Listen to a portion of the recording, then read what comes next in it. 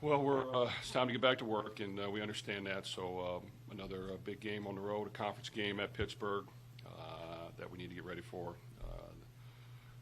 A solid opponent that has played good football. I know they haven't won as many this year as they won, but I'm sure they're hungry, and they're trying to make things, changes to improve, and I'm sure they're going to do it. You know, they got a good, solid defense. Coach Narduzzi is known for being really good on defense, and you know, we've got to get back to reality and get back to work and understand that if we don't put the work in, we're not going to win. That's just how it works. So if we don't understand that, it'll bite us in the rear end. I've been there before. You know, we had 3 top 5 wins at Purdue in 6 years, and every time we won, the next week we lost. So I understand how this game works. Hopefully our players do. We just got to concentrate on one game at a time, and Pittsburgh is a great challenge ahead of us. Yeah, you just mentioned it. You know, when you have everybody telling you how great you are and what a big win it is, what kind of things can you do to get your players grounded again? Well, luckily for us, we talk about it all the time, so it's not like we're just going to first bring it up this week. You know, we always have believed in a one-game season. Like I said before, I know from a public relations standpoint that's boring, but it's the reality. Like, if you don't behind closed doors work your butt off to try to win one game at a time, you're not going to win. It's just other teams are too good. We understand we've had 3 games this year that have gone right down to the wire. 2 of them we had to come back to win on. One we had to kind of withstand a goal line stand to win the game. So that's 3 of 6. And then, so, you know, every game's going to be tough. And if our guys don't understand that, you know, we're going to have some issues. But I think we've handled it well to this point. We got some good leadership. We've played in some games that have gone down to the wire, and I think we've hung in there. So we have to expect that, you know, this week's going to be the same deal, and we have to be ready to play for 60 minutes. Jeff, kind of along those same tracks, you had talked about, I think a few weeks ago, about the Illinois team that you're a part of that went 6-0 and then lost 6. I guess, you know, like you mentioned with Purdue and that, I guess, how do you take that perspective and really kind of like hone it in on this season and what you guys are doing right now? Well, and I forgot about that part as well. You are correct. We were 6-0 and lost the next 6 games. So, you know, that's just how college football works. And unless you're a perennial powerhouse, you know, you're not going to get away with any other thoughts. So I just think, you know, our guys watch video every week. They watch other college football teams. They see other teams barely squeak by and win that probably should win by more if you go by you know, statistics and those type of things, and they know how it works. And I think, you know, I'm sure it won't be great weather. We've got to be ready for the elements. We've got to be ready for a hungry team that's going to make some changes on offense to try to get things sparked. So there'll be some uncertainties that we're not for sure of that we have to be ready for that. And then, of course, on defense, they always have been aggressive and, you know, put a lot of guys in the box and stop the run and try to make you throw it over their heads. So, you know, that'll present us challenges that we have to be ready for. If all those ones at Purdue you were talking about, they're all different teams, obviously, different situations. Did you learn anything, though, about how you will practice this week? Will you do anything different as far as on the field when you get guys out there? I don't think we'll change up a whole lot. I think we've got a pretty good routine down now that has been adjusted over the years that tries to not only prepare for the next opponent, but take the things that we've made miscues on and try to fix them. And that's not only on the field, that's coaching-wise. We have to make sure we make some small changes to things that have not worked as well and fix those. And then, of course, you know, we do little things in practice, like we're going to, you know, work on guarding the deep ball and make sure that we don't panic and we stay in good position and trust it. We're going to practice catching the deep ball and do some things over and over again that I believe in that helps us prepare. But I just think every week the package has to be slightly tweaked, built around your strengths, and if we're not slightly tweaking it, you know, others are going to catch on. So, you know, we've got to do a good job coaching. Like I said, we've raised the bar here a little bit with this past win that, you know, if you want to be good, you've got to back it up every week. And if you can't back it up every week, then you're really not that good. Jeff, Brock hasn't gotten a lot of attention, but he's been so solid for you. When he missed that field goal at the end of the first half, network showed you were obviously upset, but I saw you kind of went up to him. What did you say to him at that point, and how impressed are you with the way he's able to respond? Come back, hit 4 field goals in the second half. Well, Brock's not your prototypical kicker. I mean, Brock, Man, he does a lot to be able to kick field goals, extra points, kickoffs, punts. There's not many kickers across the country who do all those things. So this guy is tough. He works really hard. He's a good athlete. He can probably play other positions, and you can actually coach him hard.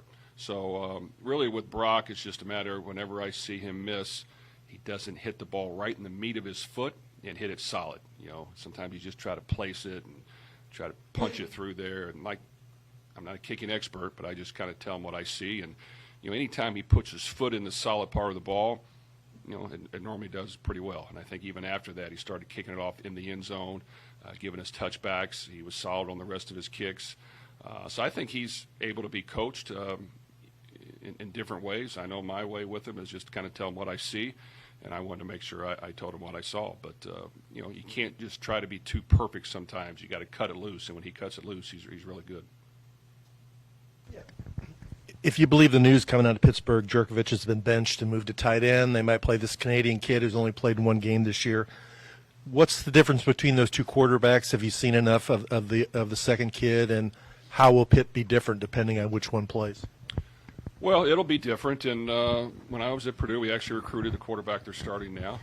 So he has talent. Went to Penn State, I think, and started off. And trust me, I'm sure he's dying to get his shot to prove himself. So this was a four-star quarterback who was talented, and I'm sure they're going to rally around him. And that means what they've always believed in, playing solid, tough defense, running the football, a little bit of play action off of it, and then having their quarterback manage the game. So I'm sure you see new quarterbacks emerge every week around the country, but I know this one has talent. We recruited him, so you know we're going to have to make sure we're ready to go. I'm sure they're going to be fired up and understand. You know, sometimes when your back's against the wall, you come out fighting and scratching and clawing, and if we're not ready to match that, it'll be a long plane ride home. Jeff, how much would you say this team has taken on your personality in the context of moving forward, how they will handle the success the Pats on the back, the high ranking now? I think to this point they've done a good job, and I do think we have some veterans that have experience that you know want to win. And I think when you want to win, you're willing to listen, adjust, display your own personality, and then you know ride it out the game day and cut it loose. And I think that you know when we talk about you know basically being the team that plays the hardest, the hardest, the toughest, and the smartest every week. And those three things, if we don't win that battle, we're not going to win. And those are visible by the common fan's eye. I think they understand that. And I think because of that, they have played hard, and they have played to the end. And they, you know, have displayed the ability to hang in there when things aren't going well and continue to believe in each other and cut it loose. So I just think you teach as much as you can. You hope that people, you know, want to win as much as all of us do in the room. And I think if you have that same hunger and desire, and you do those three things that we said while we're trying to run our plan and all those things, you know, good things will normally happen. And without question, we have to be able to continue to do that every week. Our wins don't show up in the win column. Different people respond differently to success. Is there a general feeling that you have that are guys more motivated when they're winning? Do they show up earlier, or are they inclined to coast? Well, a lot of things can happen with that. You know, I think that we talk a lot about when things go well, if you allow people to pat you on the back during the season and enjoy it, then you've just wasted some valuable moments that others are working hard. At the same time, if things aren't going well and you've listened to people tell you what you can't get done, and you've allowed it to affect your hunger to go out there and you want to give in easier, well, then you're not going to win as well. So I just think behind closed doors, we talk about those things a lot. It's nothing extravagant. It's nothing complicated.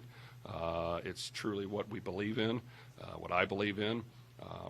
And, you know, I know how this game works. I've been doing it long enough as a player and coach to know that while you may be feeling good about yourself one week, all it takes is one more bad week, and the whole tide turns the other direction. So we've got to have that same hunger and that same work ethic and that same desire to want to win. I do think, to this point, it's all I can judge it on. We've come ready to play, and we put in good effort. But, there's still half the season left. So, from 6-0 to 0-6 to winning big games to losing the next week, I know how it works, and we have to be ready to, attack this with the same vengeance that we always have. All that stuff said, last week it was different. I mean, storming the field, you beat Notre Dame on national TV. How did you celebrate that win? Was it any different than any other win you've had? You know what? In general, probably not. Was I happy? Was it a great moment for us? Did I maybe smile a little bigger? Yeah, sure I did. I mean, it was a great accomplishment to win that football game. We worked hard at it. It was hard to get to 5-0 and get to everything riding on that game, and to have a great team coming in our venue with a sellout crowd. I understood not only did we want to win, but our fans wanted to win, and the city did. So we had to do our part to try to make that work. So, yes, it was you could breathe a little bit and enjoy it. But as you know, it's during the season. Obviously, you'd love for that to be the last game of the year, but it's not. We have 6 full more games left to prove what we're worth and our value, and the tide can change very quickly. And like I said, it's not like it hasn't. It's changed very quickly on me a lot of times. So I've been there when it has. And if you're not ready to defend that off and still have the same fear of losing and the same desire to want to win, then you know what? You're not going to win on Saturday. Two-part defensive question. We've talked a lot about your corners, and you knew you had 2 good corners, but the 2 safeties you have settled on and have been out there the most have really played at a high level the last few weeks. Can you talk about that? And then getting Mason back and what he did the other night on the line, how that helped. Well, a lot of things have gelled together very well. I do think it starts with our 2 starting corners. They're solid veterans. They guard guys. They give us the ability to ask that quarterback to hold on to it longer. We ask them to challenge routes, no matter what the coverage is. We're gonna challenge routes, and they do a good job of understanding that. But yet, still, we don't want to get beat over the top. But we do want to be aggressive. So when that happens, and you're able to take away the outside receivers and really box things in from there, you can do more things. It's allowed us to get more pressure on the quarterback. And while we have been more aggressive in our packages, when you're guarding guys on the outside and you're funneling things inside, we start to land and we start to make those tackles and affect the quarterback. Our safety play has played off of it. I think Devin Neal does exactly what we ask. He's in the right position at the right time. He'll tackle, and if you throw it to him, he's going to catch it. So he's done everything we ask and more. He's been an overachiever. He's played football. He cares. He wants to win. He works really hard. Cam has come in and provided us some good elements as well. And I think we have some backup at that position now that are healthy that maybe haven't played as much lately, Joss and D'Angelo, but it's because they've been injured for a couple weeks. So they're working themselves back into it, and they'll be back out there, and we expect them to play very well also. But I do think our linebackers have played downhill and have made tackles. And, of course, we've been able to apply some pressure with our front 4 and our second front 4 and rotate those guys in and put them in some different positions as well, especially with Ashton moving him around. And, you do those things, you play aggressive, but it starts with our 2 corners saying, you know what, I'm going to guard my area and guard my man. And so I just think we've fed off that, and it's definitely, we've improved greatly throughout 6 games. In our last 2 games, we've really played at a high level on defense. Jeff Jawar's said the past couple of weeks that he feels he's been flying under the radar pretty nationally. That's probably not going to be the case anymore after that game. How are you guys getting ready to see opposing defense kind of maybe hone in on him a lot more, and with the running back room, maybe them stepping up a little bit more as well? Well, we work hard on developing playmakers throughout the week and even on game day. And without question, Jawar and Jamari have done an outstanding job, and I'm sure teams are going to try to take them away. I think we've worked hard to develop the rest of the running backs, and Maurice and Isaac, they provide value to us. We got to make sure we use them. I think that the other receivers continue to work and improve and give us value. And at some point, they're going to make some big plays. Boston College, they did, and I know in games coming down the line, they will as well. So I do think that we're confident that, we can spread the ball around when we need to. And yes, we need to. We need to make sure that we're utilizing all of our players. They all work hard. Our tight ends are getting better. But without question, teams will try to take away your best players, and you have to have a plan for it. Kind of expounding on that, when you have 9 guys catch passes, I think it was the second time you've done that, how much does that kind of help keep everybody engaged, too, knowing that, in any minute they could get it? Well, it's extremely valuable, and we talk about it quite a bit, and I think our players know, hey, we're not really telling our quarterback who to throw to. I mean, we're going to call play, and yes, every once in a while somebody might be the first progression, but if they play a certain coverage, he's not going to be the first progression. So they all have to run the routes hard. They all have to gain the confidence of the quarterback in practice and run the routes full speed, get open, make the catch, do things good, and when we're just running drills and develop that confidence that the quarterback has in him, and I think he does. Those guys got to be ready to run routes, get open. They're going to have to make plays for us in order for us to win games moving forward. Our tight ends are going to have to continue to improve and give us value. Joey made a great catch on the sideline that sparked us. That was a tremendous catch and an outstanding throw, and we're going to have to get them involved. And our running backs, even more than Jawar, are going to have to continue to get valuable yards in the run game and catch the football in the backfield. So I just think we talk a lot that, hey, any given day, your number can be called. You have to be ready. I told him a story when I was a third-team quarterback for the Niners. Normally when you're the third-team quarterback, you're the last one that didn't get cut. You're not going to get in a whole lot, but you better be ready when your number's called. So you can't just take the year off, even though it can be, trust me, a backup quarterback's a great position at that level because you're not on the field a lot, but yet they pay you for doing that. So you can't lull yourself to sleep because if you do get a chance, you better be ready or that backup position will be gone next year. So, I was with the Niners. Elvis Gerback was hurt. We're 5-2. We go to play the Oilers, who are 5-2, and I told them this is the Houston Oilers, not the Tennessee Titans. So if y'all don't remember that, and they were good, and I'm the backup for that week because Ellis has gone down, and guess what? Steve Young gets hurt the first series, so I actually have to grab my helmet and put it on and go in the game. And fortunately, I played fairly decent. We won the game, and it gave me about 3 more years in the league because of one good game. So I'm like, man, when the game was over. But you know what? It was probably one of the most rewarding games I've ever played in because, man, the team was patting me on the back after. They're thankful. Here, this one guy comes in and helps us win a game that was meaningful. So I said, you got to be ready because, at any point you're going to have to contribute. And when you do, it can be the most meaningful moments of your life. But if you're not ready, man, it can be a disappointment. So you can't get down if you're not playing. You can't get down if you're not getting the ball. You can't get down if you're not getting the reps you want because at some point it's going to happen. And when it does, you got to take advantage of it.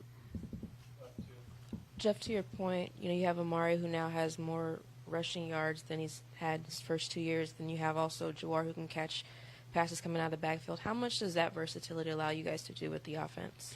Well, I think we have playmakers, and they work really hard, and our goal is to try to get them as many touches as we can. I think it's important that your best players get so many touches, or others, you try to get them touches, and you allow them a chance to make plays. And every week is different.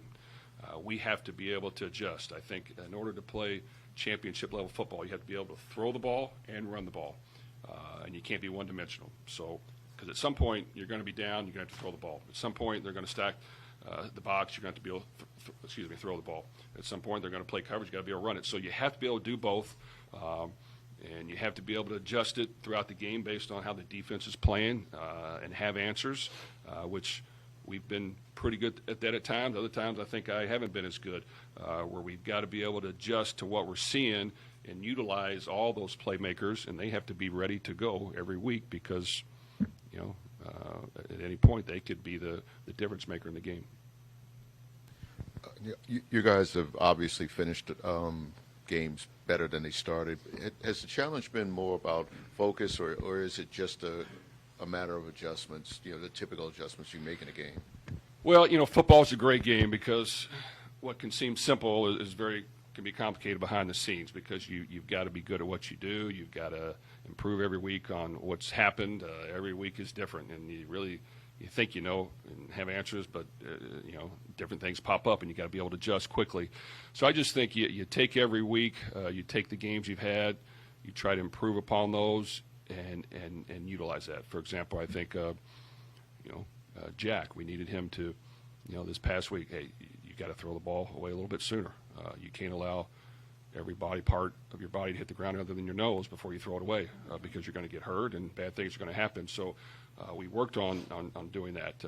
You've got to, if the play's not open or I call something that didn't work or the receiver falls down and they cover it, you've got to throw it away or you got to step up and run and get yards.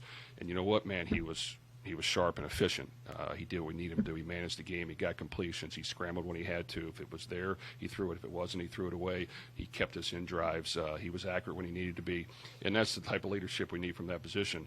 And then, of course, you take every position and you do the same things. The receiver's got to be precise on the routes. They got to know the slight adjustments we have. They got to be able to get off press and get open. At the offensive line, the game before, there were a couple times where, we needed to protect the inside more, and we're fanning out when the inside pressure's coming, and we got to adjust that. We've got to protect the inside, and we've got to have answers when they're bringing everybody protection-wise as well. So I just think you take everything that's happened. You understand other people watch film. They're going to try to incorporate some things that have worked, so you have to have an answer for that. And I just think, it's different every week, and you've got to, identify things with your players and coaches and work to get better at them and then get ready for the next game. Thank you.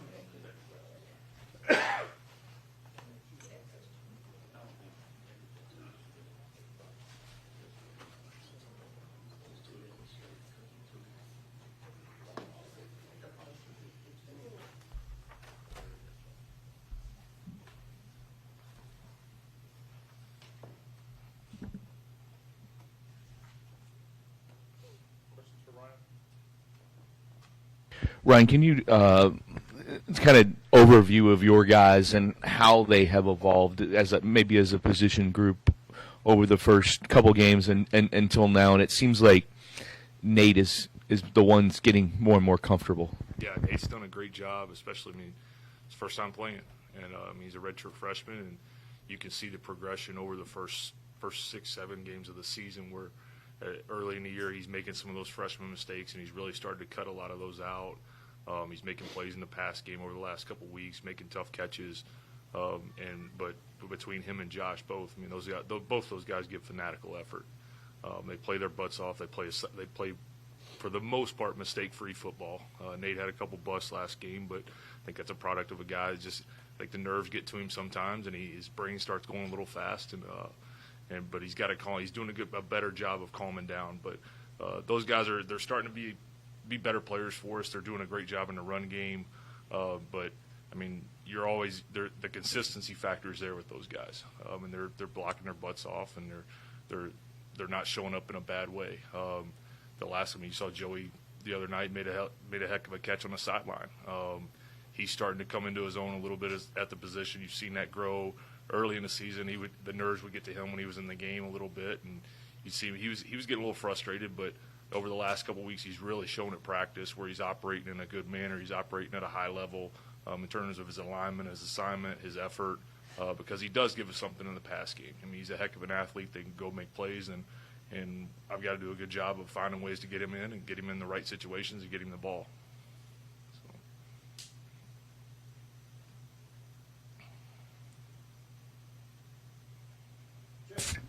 Frequently talks about the one-game season and the mentality of that, and then there's always the next game to play. But when you have a win of this magnitude for just a few minutes, can the staff kind of let go and really kind of relish what you'd accomplished on that occasion?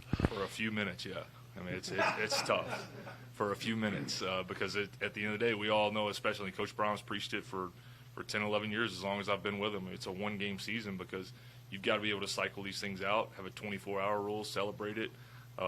get through it, whether it's a win or a loss. You can't let one game affect the next game in a negative way.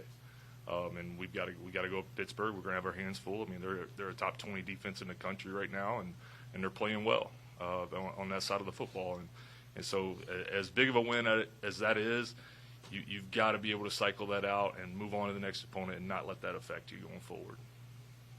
On that a little bit, you've been with Coach Brohm for a while. A couple of those top 5, top 10 wins, you guys didn't win the next week at Purdue. What do you feel like as a staff you learned from those games? I think it's kind of to the point that you've got to be able to cycle that out of your mind. And you've got to learn from your mistakes in the past game. You've got to build off what you did well and be able to hone that in and shift your focus to the next opponent quickly. And I think that, for me as a coach, that starts with me. And I've got to go into that position room tomorrow when we have practice, when we meet with the guys, and, hey, we're on to Pitt, and all the focus has to be on Pitt. It can't be on the last week, the next week, anything like that. And I think it's more of a shift in focus, and you can't live in the past in this sport, because if you do that, it's going to come back to bite you.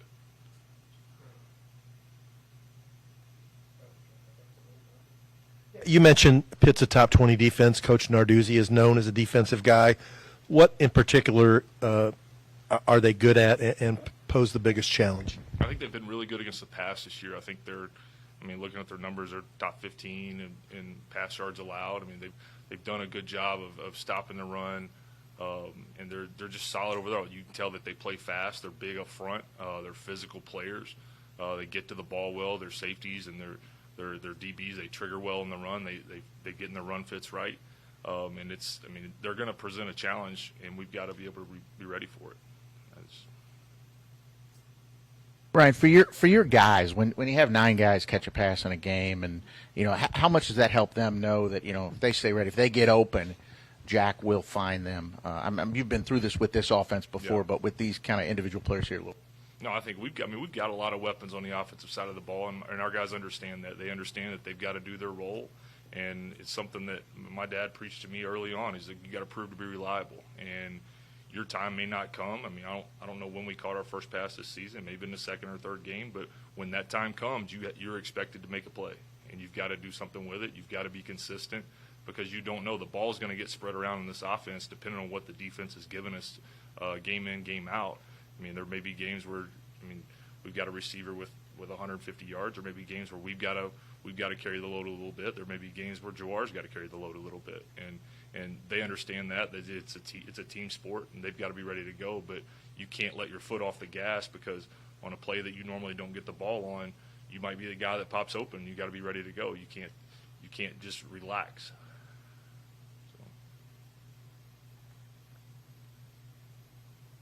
Talked about obviously not getting too high, too low. Is there a moment for you in your career that you can kind of point to as an example of, providing that perspective and kind of helping to not get to that point? I think a lot as a young coach, I let my emotions get to me a little bit, and I'd get too high, or we'd get too low, and you start to see that as you go into as your coaching career goes along.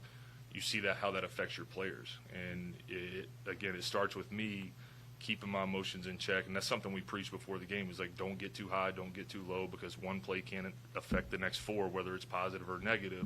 You got to be able to come off the field, and because we knew that game was going to be a 4-quarter game, and every game is from here on out, and you can't let your emotions get to you and affect you in either way. You've got to stay in the game. You've got to stay focused on the next play, and that's something that's been big in our room.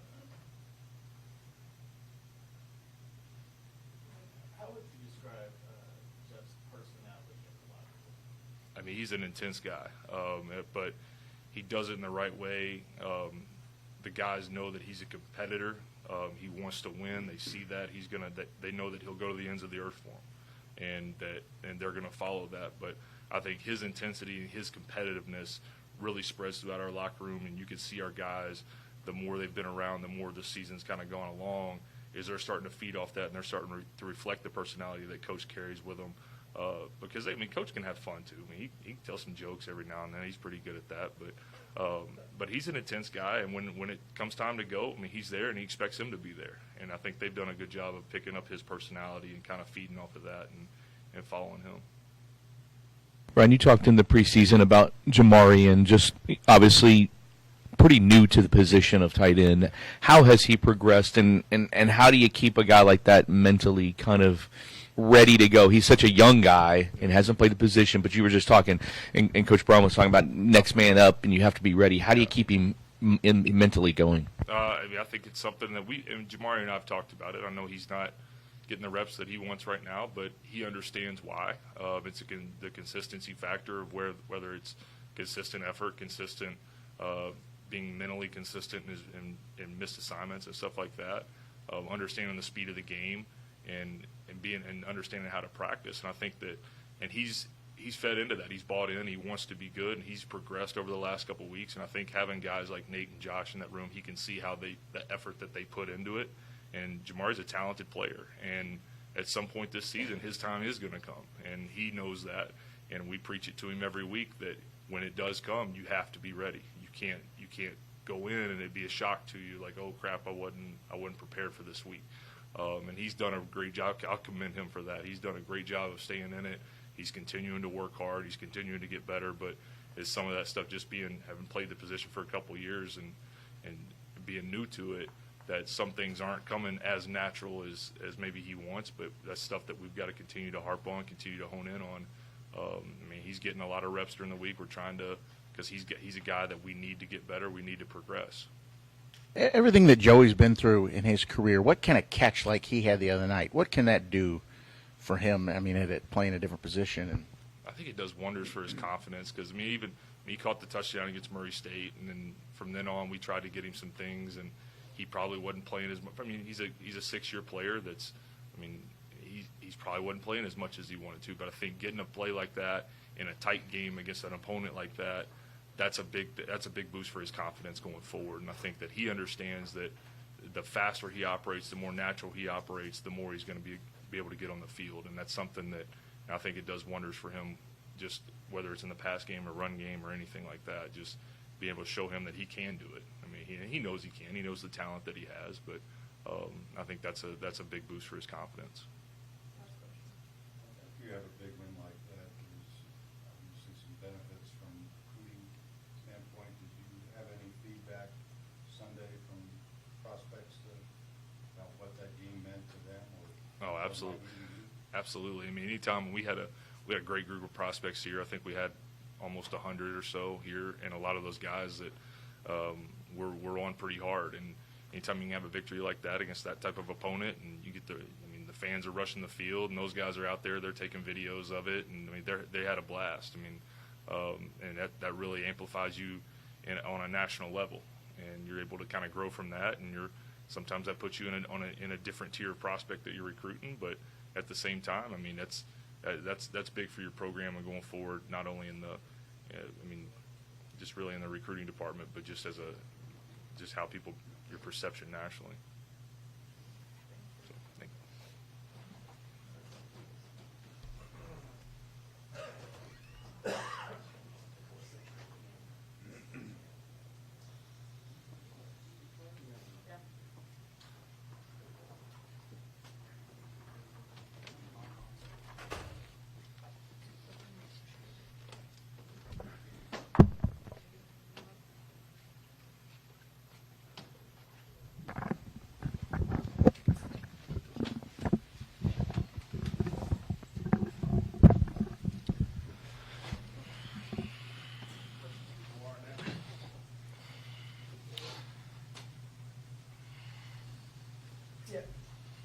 Saturday, that was a magical night. You beat a top 10 team. Now you're ranked in the top 15. And still on the field. Coach Brohm obviously wants you to put it behind you. Is that something that you guys have to work out as leaders of the team to get your teammates to do that? And how do you go about doing it? Really, we just take it week by week. It's a one-game season. So we just we got 24-hour rule. Celebrate the win and then move on and get ready for the next opponent. That's Pitt. So right now we're just worried about Pitt. I mean, what he said, we've been doing that the whole year. Celebrate your wins, but at the end of the day, you got to keep going. I mean, it's a long season, so we're going to continue to push, focus on the next opponent. One for each of you, if I could. Start with Ashton. Was that the best the defensive line has as a group has played this year? It seemed like everybody was in on something. I definitely think it's one of our better performances. I mean, we put it on tape a lot, what we can do. I just think it showed, especially considering the opponent. A lot of talk about their line, so people were anticipating the matchup, and I think we delivered. We came through, so I think that really is what highlighted that. Jawar, I continue to be surprised. It happened twice the other night. How often it looks like a defender has the angle, or he thinks he has the angle on you, and he doesn't. Is that pretty satisfying when you just zip right around him like that? Oh yeah, most definitely. When you have a line that great, opening up these holes for me, I just do what I do and take care of the rest. I know you've said the past couple of weeks that you feel you're flying under the radar. That's probably not going to be the case much longer. What's it going to be like kind of having more of a target on your back probably the rest of the season? Oh, man, you see like NC State, they kind of stacked the box a little bit to stop the run, but it gave more opportunities for other guys on the team to make plays and show up. So I'm just looking forward to, if they're going to key on me, I know other guys are going to show up, like Chris Bell and the other receivers and maybe the other running backs. So whatever works. I know you guys say it's a one-game season for you, but it's probably not for the students you sit in class with and anybody else, family members, friends. How do you kind of handle just the added accolades, and what do you feel like has been different since that went on Saturday? Honestly, it's kind of like something you got to tune out. Like, I stay off social media. I try not to get involved in it. Obviously, my mom's involved, so she'll stay on it. But just trying to narrow what you focus on. I mean, we got another opponent. We want to continue to push what we've been pushing. So that's really all it is. It's just trying to figure out and focus on the team rather than what's outside. Makes sense. Keep hearing about the 24-hour rule. Can you take us through those 24 hours? What the celebration was like, what you did, and who had the best parties? I mean, it's more so you celebrate after the win. So Saturday night we celebrate in the locker room, enjoy the moment. Then we come in, watch film, watch ourselves doing greatness, and then you celebrate then too. Like, you're watching yourself doing great things. So just seeing what we did last Saturday was amazing. But like we said, we just gotta move on, and it's Monday now. It's Pitt week, so we're focused on Pitt.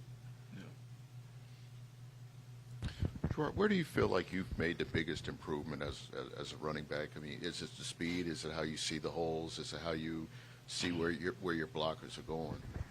All around, I feel like I improved in my game, blocking wise, catching the ball out the backfield, and like you said, vision. For me, I just like improving everything in my game, so that's what I worked on this offseason. Ashton, Pitt's offense is going to look a lot different. They've done some different things as far as their quarterback. I think talked about moving Phil over. How do you kind of prepare for that with, not knowing exactly what you're going to expect from their offense? I mean, you kind of got to take it day by day. We're gonna be upstairs with with Coach English, Coach Hagan. They're gonna be doing their best to get ahead of that, figure out how they're gonna use the quarterback. I know he's supposed to be potentially moving to tight end, so stuff like that you can't fully prepare for, but we're gonna do our best to prepare for it. Really, there's a lot of elements that go into it, so we know what they like to run. We're going to anticipate what they're going to run. That's kind of just a back and forth. Ashton, if I may, for you real quick, you moving around this year and the way they're using you, how much has that helped free you up to kind of do your thing? I think it's a blessing. It's obviously an honor for my coaches to trust me across the line, whether it's inside or outside. It's giving me a lot of flexibility in terms of how I can rush, how I can affect the game, and definitely enjoying that aspect of it.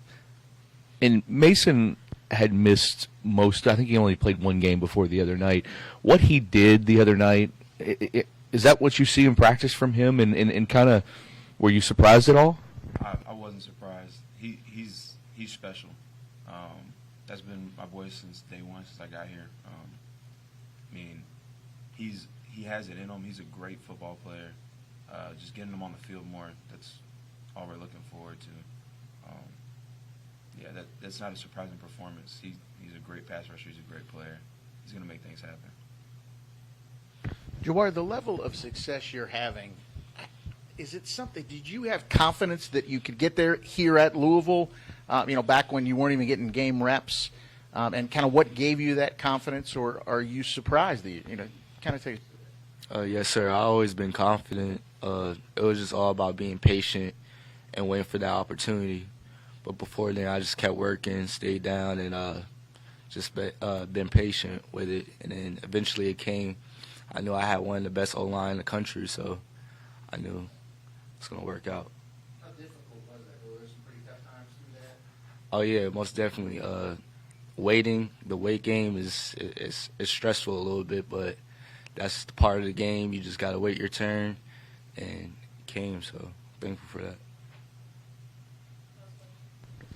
Not to keep harping on Saturday night, I know y'all want to put it behind you, but winning the way you all did, is that something that shows you everything that you've been working for this season, and that you can gain confidence that we are doing the right things to move forward and be successful? He's looking at you. He was asking for Phrase that again, please. Sorry, I tuned out. How much confidence can you get from beating Notre Dame? I mean, obviously, again, you take it with a grain of salt. I mean, it's a great team. We played. We showed what we're capable of, but still got a lot of season left. 6 more games, 13.